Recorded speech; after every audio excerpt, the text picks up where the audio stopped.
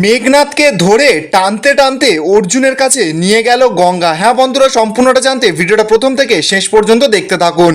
ধারাবাহিকের শুরুতে দেখা যাচ্ছে যে উপালি আর মন্ত্রীর নাতিকে যেই ডেরায় আটকে রেখেছে আতঙ্কবাদীরা, সেই ডেরাতে তো গঙ্গা আর অর্জুন পৌঁছে গেছে। সেখানে গিয়ে তো ওদের চেক টেক হয় সব কিছু। এবার চেক করার পর একজন আতঙ্কবাদী এসে অর্জুনকে বলছে যে এর ভেতরে টাকা পয়সা ঠিকঠাক আছে তো। আর একটা কথা, একদম না চালাকি করবার চেষ্টা করবে না কিন্তু, আর যদি চালাকি করেছো তাহলে কিন্তু এখানেই মেরে ফেলবো। অর্জুন তো এবার নিজের রাগ সামলাতে পারছে না, বলছে যে হুমকি দিচ্ছিস আমাকে, হুমকি দিচ্ছিস? যদি একবার যাদেরকে ধরে এনেছিস তাদের কিছু হয় না তাহলে একটা টাকাও পাবি না। গঙ্গা তো এবার সঙ্গে সঙ্গে ব্যাপারটা ম্যানেজ দিচ্ছে, বলছে যে স্যার স্যার আগে আমরা ভেতরে যাই, তারপর এসব নয় দেখা হয়ে যাবে। এরপর অন্য একজন আতঙ্কবাদী তো গঙ্গা আর অর্জুনকে ডেরার ভেতরে নিয়ে যায়। গঙ্গা তো দেখেই ওদেরকে পুরো চমকে গেছে, মানে উপালি আর মন্ত্রীর নাতিকে। আতঙ্কবাদীগুলো তখন তো অর্জুনকে বলছে যে এই এসিপি টাকাগুলো দে। অর্জুন তখন সরাসরি বলছে যে আমি তো ওদের জন্য টাকা নিয়ে এসেছি, কিন্তু আগে ওদেরকে ছাড়তে হবে। তখন এবার সেখানে থাকা একজন গুন্ডা অর্জুনকে বলছে যে এই এসিপি আমাদের ডিমান্ডটা প্রথমে পূরণ করো, আর যদি না পূরণ করেছো তাহলে কিন্তু এদেরকে এক্ষুনি আমি এখান থেকে গুলি করে দেবো।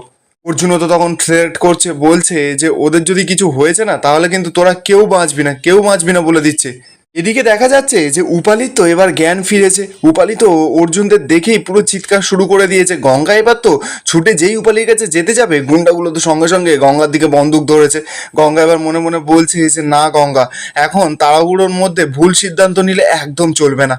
অর্জুন তো এদিকে সরাসরি গুন্ডাগুলোকে বলছে যে আমরা তো তোমাদের কথা মতন টাকা নিয়ে এসেছি, তাহলে এক হাতে টাকাটা নাও আর এক হাতে ওদেরকে ছেড়ে দাও। আর তোমাদের কথার ডিমান্ড কিন্তু আমরা সব পূরণ করেছি। এবার তো টেবিলের ওপরে গঙ্গা আর অর্জুন ব্যাগ দুটো রেখেছে। এরপর গুন্ডাগুলো যখনই গিয়ে অর্জুন আর গঙ্গার আনা ব্যাগটা খুলবে, সঙ্গে সঙ্গে তো খোলা মাত্রই অর্জুন আর গঙ্গা গুন্ডাগুলোর মুখটা পুরো ব্যাগের মধ্যে চেপে ধরেছে।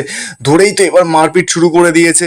গঙ্গা আর অর্জুন তো ব্যাগের ভেতর থেকে আপেল ডিম এই সমস্ত কিছু এনেছে, এনে সমস্ত কিছু ছুঁড়ে ছুঁড়ে ওদেরকে মারতে শুরু করেছে। ওরা তো এবার কি করবে বুঝতেই পারছে না গুন্ডাগুলো। বেশ কিছুক্ষণ এইভাবে মারপিট হওয়ার পর গুন্ডাগুলো তো পুরো কুপকাত হয়ে গেছে। গঙ্গা তো এবার চিৎকার করে অর্জুনকে বলছে যে স্যার, বলেছিলাম না যে আমরা হয়তো অস্ত্র নিয়ে আসতে পারিনি, কিন্তু এই দেশি জুগাড়গুলো ঠিক আমরা এনেছি, কেমন লাগছে বলুন স্যার। তো অর্জুন তখন চিৎকার করে গঙ্গাকে বলছে যে হ্যাঁ গঙ্গা, একদম তুমি ঠিক কথা বলেছো, একদম কুপকাত করে দিয়েছি। এরপর দেখা যাচ্ছে যে সেই ডেরার সামনে তো মন্ত্রী সহ সকল ফোর্স, পুলিশ ফোর্স যা ছিল সব চলে এসেছে, ভিড় হয়ে গেছে পুলিশের। ডিজি স্যার তো চিৎকার করে মাইক নিয়ে বলছে যে তোমাদেরকে কিন্তু সকলকে পুলিশে চারিদিক দিয়ে ঘিরে নিয়েছে, তোমরা আর কোথাও পালাতে পারবে না, তাই বলছি স্যালেন্ডার করো। এবার তো ডিজি স্যার সমস্ত পুলিশ ফোর্সকে ওপরে পাঠিয়ে দেয় ডেরাতে। সেই ডেরার ভেতরে গুন্ডাগুলোকে তো এবার পুলিশ ফোর্সরা সব ধরে তুলে নিয়ে ওখান থেকে চলে যাচ্ছে। তো শেষে একটা গুন্ডাকে যখন নিয়ে যাচ্ছিল, সে তো বারবার করে সকলকে থ্রেট করছে, বলছে যে কেউ বাঁচবে না, সকলকে আমি মেরে ফেলবো, সকলকে। এই বলেই তো গুন্ডাটাকে যখন এই গাড়িতে তোলা হয়েছে, গুন্ডাটা তো একটা রিমোট টিপে কিছু যেন একটা অন করে দেয়। এদিকে দেখা যাচ্ছে যে উপালির তো হাত মুখ সব কিছু বাঁধা। এবার গঙ্গা যখনই উপালির হাতটা খুলতে যাচ্ছে, গঙ্গা শুনতে পাচ্ছে যে কোথা থেকে যেন টিক টিক করে আওয়াজ হচ্ছে। গঙ্গা তো এবার অর্জুনকে বলছে যে স্যার, কোথাও থেকে যেন টিক টিক করে আওয়াজ হচ্ছে। এবার তো উপালির হাতটা খুলতেই উপালি তো সঙ্গে সঙ্গে নিজের মুখে সেলোটেপটা খুলে দিয়ে সকলকে চিৎকার করে বলছে যে আরে আমার গায়ে বোম, আমার গায়ে বোম বাঁধা। কথাটা শুনেই তো সকলের মাথায় যেন বাজ পড়ে যায়। এবার অর্জুন তো উপালির গা থেকে জ্যাকেটটা খুলতেই দেখতে পাচ্ছে যে ভেতরে একটা বোম। উপালি তো এবার চিৎকার করে সকলকে বলছে যে দাদাভাই তোরা সরে যা, তোরা আমার গায়ের ধার দিয়ে সরে যা সকলে। তো এবার গঙ্গা তো এবার বোমটা খোলার চেষ্টা করছে বারবার করে। অর্জুন তো এবার সরাসরি চিৎকার করে গঙ্গাকে বলছে যে গঙ্গা এগুলোতে টাচ করো না। গঙ্গা তো এবার সেই বোমের বিষয়ে কিছু জানে না, তাই বলছে যে স্যার এই সময়টা টাইমটা বন্ধ করে দেওয়া যাবে না। অর্জুন তো এবার বলছে যে দাঁড়াও আমি দেখছি গঙ্গা, আমি দেখছি। এবার তো দেখা যাচ্ছে যে সকলে তো পুরো অস্থির হয়ে পড়েছে, পুলিশ ডিপার্টমেন্টের সকলে আছে। গঙ্গা তো এদিকে নিজের ধৈর্য ধরতে পারে না, গঙ্গা সঙ্গে সঙ্গে উপালির কোমর থেকে বোমটা খুলে নিজের হাতে নিয়ে নেয়। গঙ্গা তো এবার বোমটা হাতে করে নিয়ে চিৎকার করে বলছে যে এতগুলো মানুষ মরে যাওয়ার থেকে একটা মানুষ মরে যাওয়া ভালো। উপালি তখন বলছে যে কি বলছো কি তুমি গঙ্গা? গঙ্গা তখন বলছে যে যা বলছি আমি একদম ঠিক কথা বলছি, আমি কারোর কোনো ক্ষতি হতে দেব না। এই বলেই তো গঙ্গা বোমটা হাতে করে নিয়ে দৌড় মারে ওখান থেকে।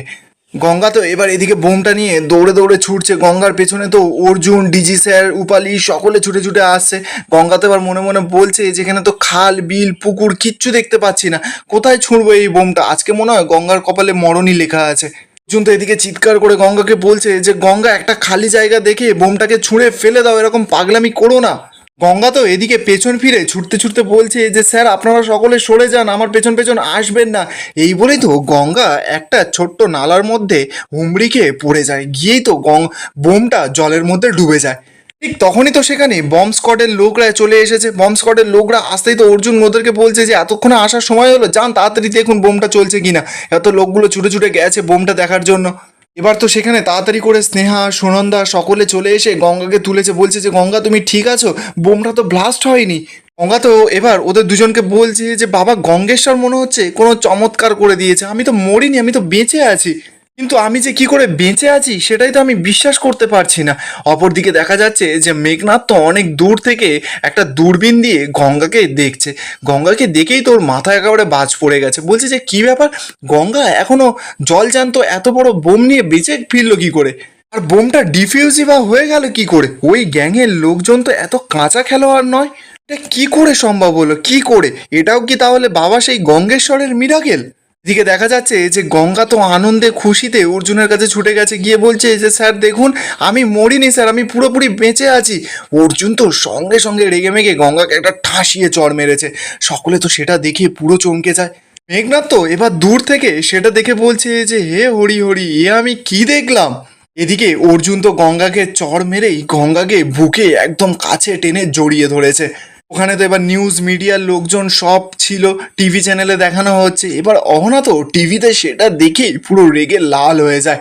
এবার তো টিভিতে দেখা যাচ্ছে যে গঙ্গার মাও ফোনে এই সমস্ত কিছু দেখছে, ওদিকে চ্যাটার্জি বাড়ির লোকজনও তো এই সমস্ত কিছু নিউজে দেখছে। এদিকে তো অর্জুন গঙ্গাকে জড়িয়ে ধরে বলছে যে কি করছিলে তুমি, এটা কি করছিলে, এত বড় কেউ ঝুঁকি জীবনে কেউ নেয়, তুমি শুনবে না তাই না, আমার কোনো কথা তুমি শুনবে না, কে বলেছিল তোমাকে ওস্তাদি করতে, তোমার যদি কিছু হয়ে যেত তাহলে আমি কাকিমাকে কি জবাব দিতাম। গঙ্গা তখন কাঁদতে কাঁদতে অর্জুনকে বলছে যে স্যার আমি তো একটা সাধারণ মেয়ে, আমার দিদিভাইয়ের গায়ে বোম বাঁধা ছিল, তখন আমি কি করতাম, আমার জীবন নয় যেত, দিদিভাইকে তো আমাকে বাঁচাতেই হতো। অর্জুন এবার সঙ্গে সঙ্গে তো গঙ্গার কথা শুনে গঙ্গাকে একেবারে জড়িয়ে ধরেছে। দূর থেকে তো এবার মেঘনাথ সেই সমস্ত কিছু দেখে মনে মনে বলছে যে না না, এখানে আর বেশিক্ষণ থাকা যাবে না, এবার তো অহনা ব্যানার্জির কাছে গিয়ে আমাকে সমস্ত খবরটা দিতে হবে। আবার সিনিয়র ব্যানার্জি আছে, সে তো আমাকে কত না কথা এক্ষুনি শোনাবে, কি কপাল আমার। তবে গঙ্গাপাল তুমি ভেবো না যে তুমি জিতে গেলে, তোমাকে আমি তো শেষ করবই, সবার আগে প্রথম টার্গেট তুমি, তারপর তো বাকিরা। পিরিত হচ্ছে এখানে যত পিরিত, এই বলেই তো মেঘনাথ ওখান থেকে চলে যায়। এদিকে দেখা যাচ্ছে যে গঙ্গাকে তো অর্জুন জড়িয়ে ধরে আছে। উপালি এবার অর্জুনকে এসে বলছে ছাড় দাদাভাই, এবার ছাড়, সকলে দেখছে তোর মাথা খারাপ হয়ে গেছে। অর্জুন তো এবার তাড়াতাড়ি করে ছেড়ে দিয়েছে গঙ্গাকে। আর এখানেই আজকের এপিসোডটা শেষ হয়ে যায়। আপনাদের কি মনে হচ্ছে, এবার কি তাহলে অর্জুন গঙ্গাকে নিজের স্ত্রী হিসাবে মেনে নিল? কমেন্টে আপনাদের মতামত অবশ্যই জানাবেন। আর ভিডিওটা ভালো লেগে থাকলে চ্যানেলটা অবশ্যই করে একটা সাবস্ক্রাইব করে যাবেন।